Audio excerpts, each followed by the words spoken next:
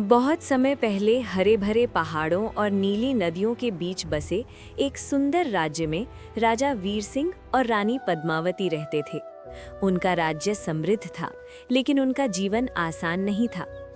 राजा वीर सिंह बहादुर थे, पर उनका दिल बहुत कोमल था।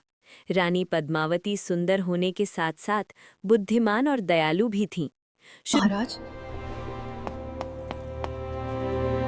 हमें तुरंत इस जगह पर कोई भी हमला कर सकता है। किंतु वीर सिंह, यदि हम एक दिन पड़ोसी राज्य ने युद्ध की घोषणा कर दी। राजा को सेना के साथ युद्ध भूमि में जाना पड़ा। रानी की आंखों में आंसू थे, पर चेहरे पर हिम्मत। उन्होंने राजा से कहा, आप जीत कर लौटेंगे, क्योंकि आपके साथ मेरा विश्वास है। युद्ध लंबा और कठिन था। राजा घायल हुए, कई रातें दर्द में बीती। उधर महल में रानी हर दिन मंदिर जाकर राजा की सलामती की प्रार्थना करती रहीं। समय बीतता गया। आखिरकार राजा विजय प्राप्त कर लौटे। महल में खुशियों की बारिश हो गई।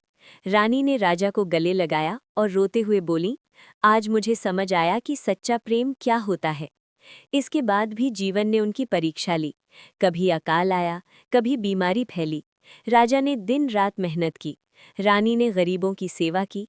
धीरे धीरे हालात सुधरे। राज्य फिर से खुशहाल बन गया। अब राजा और रानी समझ चुके थे कि सुख अपने आप नहीं आता, उसे मेहनत, धैर्य और प्रेम से बनाना पड़ता है। बुढ़ापे में दोनों अक्सर महल के बाग में बैठकर पुरानी बातें याद करते। वे मुस्कुराकर कहते, हमने साथ मिलकर हर तूफान पार किया है। उनकी कहानी यही सिखाती है कि सच्चा प्रेम वही है जो सुख में साथ हंसे और दुख में और भी मजबूत हो जाए।